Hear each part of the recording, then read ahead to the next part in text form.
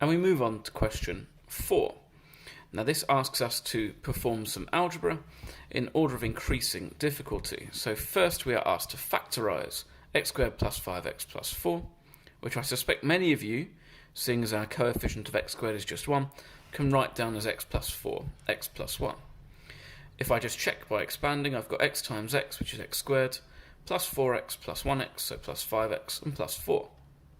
If you couldn't see that, we could use our foolproof method of writing down AC and B. In this case, AC is 1 times 4, and B is equal to 5, and we're looking for a number which will multiply together to give us 4, and add to give us 5, so that's positive 1 and positive 4. So I write then x squared plus, and then plus 1x plus 4x plus 4. We can be satisfied that those two are equivalent.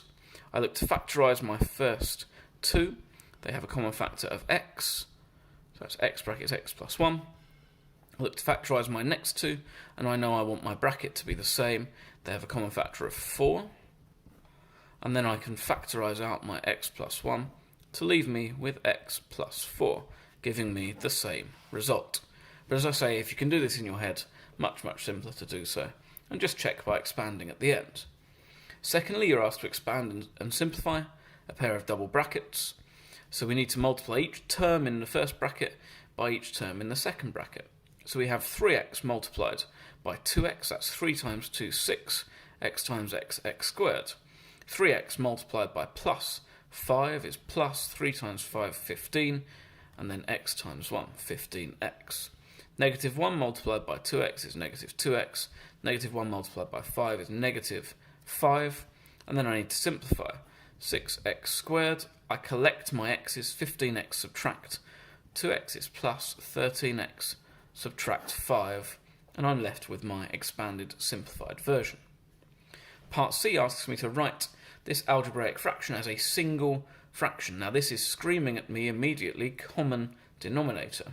And that's exactly what I'm going to do. Now we could do one of two things here. We could write all 3 as a common denominator, 2x, 5x and 3x all go into 30x. Or we could deal with 2x and 5x first, they go into 10x, and then 10x and 3x will be 30x. I'm going to deal with all of them at once because it's just a slightly quicker way to write these things out. So in the end I want to write everything over 30x. Now I'm making sure to maintain my signs, I'm adding the 1 over 5x, subtracting the 1 over 3x. To make 2x into 30x, I multiply by 15. I must do that to the numerator as well, therefore. So that's 15 over 30x. Effectively, what I'm saying here is that 1 over 2x, I'm multiplying by 15 over 15. I'm multiplying by 1 to give me 15 over 30x. So those two fractions are equivalent. We can see that if they cancel. 5x to 30x is multiplying by 6, so I'm adding 6 over 30x, and then 3x to 30x is multiplying by 10, so I'm subtracting 10 over 30x. Now we're over a common denominator, I can just combine all of my numerators. 15 plus 6 subtract 10, which is 21 subtract 10, or 11 over 30x, and that doesn't cancel anymore. I've written as a single fraction, so I'm sorted. Question 5 is a probability question. There are 7 blue counters, 3 green counters, 1 red counter. There are no other counters in the bag. Hubert takes at random 2 counters from the bag. So it doesn't tell you here that they're replaced, so we're assuming they're removed without replacement. Work out the probability that both counters are blue. Now you could, if you like, draw a tree diagram to illustrate this, but I'm going to do this in my head. I think this is simple enough to do in our head. So we want probability of a blue and then another blue. So when we take our first blue out, there are in total 7 plus 3 plus 1. There are 11 counters in the bag. 7 of those are blue. When we take our second blue, we've got 1 fewer blue, 6, 1 fewer counter, 10. And because we're doing blue and blue, we multiply them together. Now there are a number of things we could do to make this slightly simpler in this non-calculator paper. I'm just going to look to cancel 6 over 10 to 3/5. So 7 times 3 is 21, 11 times 5 is 55, and I have my final answer.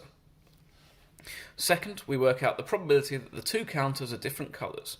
Now there's a quick way to do this and a really long way. We could work out the probability of being different colours, so that is being blue and green, and then we add, because it could also be green and blue, one or the other, and then we add the probability of being blue and red, and the probability of being red and blue, and the probability of being green and red, and the probability of being red and green. We could add all of those together. If you think about your probability tree, that's just every single branch that isn't two of the same colour, isn't blue and blue or green and green or red and red. But that's quite time consuming, quite long. I don't really want to do that. So instead, what I could do, I know that my probability overall will add up to 1. So I can subtract the situations where two counters are not different colours. So I can subtract the probability of blue and blue, that's helpful because I've already worked that out, plus the probability of green and green, I need to work that out, plus the probability of red and red, I need to work that out as well. So that is, the probability of anything happening is 1, and then the two counters will be different unless we get blue, blue, green, green, or red, red, so I can subtract those to give me my result. I'll get the same answer either way. This is quicker in a non-calculator paper. So that's 1 subtract, and then I know that blue, blue is 21 over 55. Green and green, we use the same argument, so there are 3 green counters out of 11, and then I've removed 1, there's 2, and I've removed a counter, there's 10. Red, red, well, I've got 1 red counter, so it's impossible to get 2 reds in a row. So the probability of that is 0. I could demonstrate that, it'd be 1 out of 11, I've removed a red, 0 out of 10.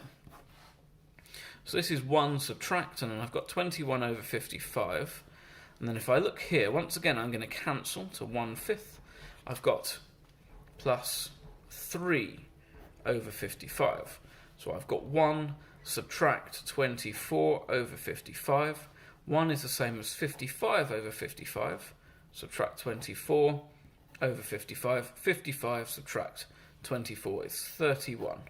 So I have 31 over 55.